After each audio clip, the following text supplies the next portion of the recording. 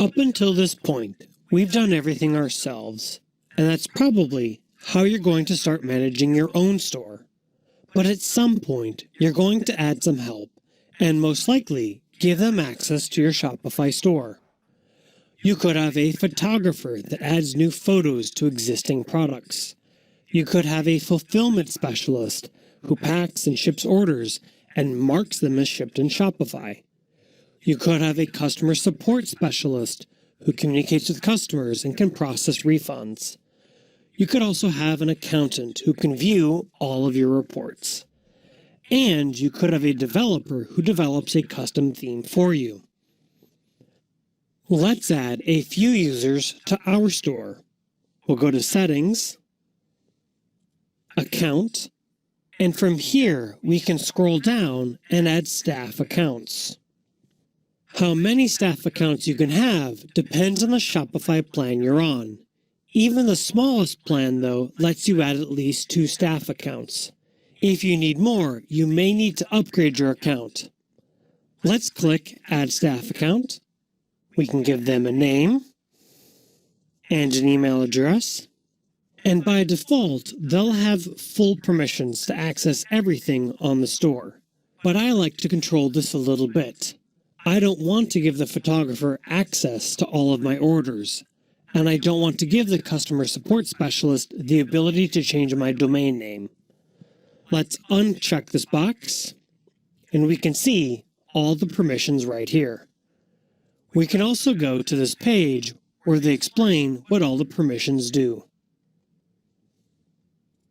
I'm going to quickly describe these permissions, but if you want to see a longer and more in-depth description, you can read the link. So let's create a customer support specialist. They're probably going to need access to orders so they can modify things, draft orders to create new ones, gift cards to give away discounts. They're going to need to access customers and customer notes, and maybe reports. Then I'd click Send Invite. If I wanted to add a photographer who takes photos and uploads them to the right product, I'd deselect everything and just give them access to products. If I wanted an accountant, I'd add the following. Home, which lets you see the reports on the home page when you log in. Orders, because they might need to see specific orders. Customers, because again, they might need to see specific customers. They'll definitely need access to reports and the dashboard, and maybe settings to access our tax settings. So give people what's intuitive. If you run your business like a lot of smaller companies where everyone wears a lot of hats, you could go all the way up and give them full access. That way, they can do anything you need them to. And you are still the account owner, so you will still have control over the account, but they can do everything else. In the end, it's totally up to you. You can give your staff as much or little control as you want. We've talked about running sales.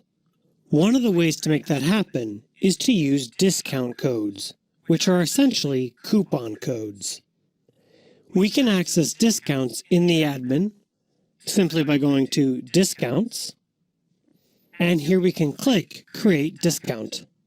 Let's say we want to create a Black Friday sale where everything is 10% off.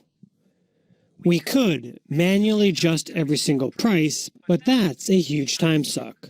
Let's instead create a discount code for 10%, and we'll let users know about the sale with a notification bar.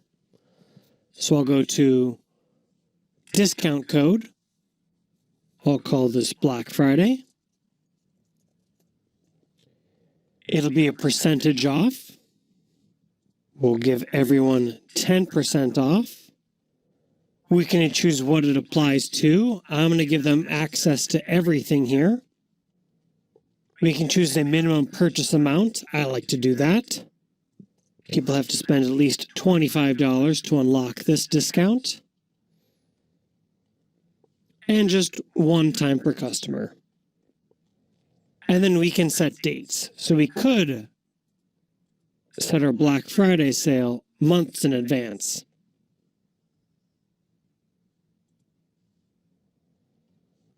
Before I go on, if you're thinking about a percentage discount or a fixed amount discount, it depends on how much your average order value is and the rule of 100. The rule of 100 shows up a few places in the marketing world. Essentially, the way we as humans perceive deals isn't entirely logical. Even if the discount is the exact same amount, the way the discount is presented matters. Let's say you sell a pencil for $1. If you have a sale and you offer 25 cents, that seems pretty small. But 25% off seems higher. The opposite is true if you sell a $2,000 laptop. 25% off doesn't seem big compared to $500 off, even though mathematically, both of these are the same thing. The rule of 100 says that as you go past $100, it's better to show absolute values, and under $100, use percentages. Since I'm selling kites, most of the products are under $100, so for my discounts, I'm going to use percentages. Let's go back to our discount. We're all done here. I'm very happy with the percentage. Let's click Save. Keep in mind, right now, no one knows about this discount code. So we can promote this in a number of different ways. We can get a shareable link. Or we can mention the coupon code Black Friday in a banner across our store. I'm going to go to Online Store, go to Themes, customize my theme. I'll go into the header, and this theme has the option for an announcement bar. So I'll click Show Announcement. I'll call it Black Friday Sale. And we can paste a link here, or I can just say, use coupon code Black Friday for 10% off. Now, everyone will be able to use this coupon code. When we were creating products and pages, we talked about maximizing your SEO for those specific pages and products. But we didn't talk about updating your SEO for your home page. The most shared page of any website is the home page. And when someone shares your home page, I want to make sure that the right title and meta description are shared. And what you specify for your SEO is often the same thing that gets shared on social networks. So optimizing your SEO title and meta description will also help with social shares. In our admin, let's go to Online Store and then Preferences. And we can see the SEO title and meta description. You might be tempted to just type in the name of your store, but this is a good opportunity to tell people more about who you are and what you sell. Let's take a look at a store called Newegg. They sell all kinds of components for you to make or upgrade your computer.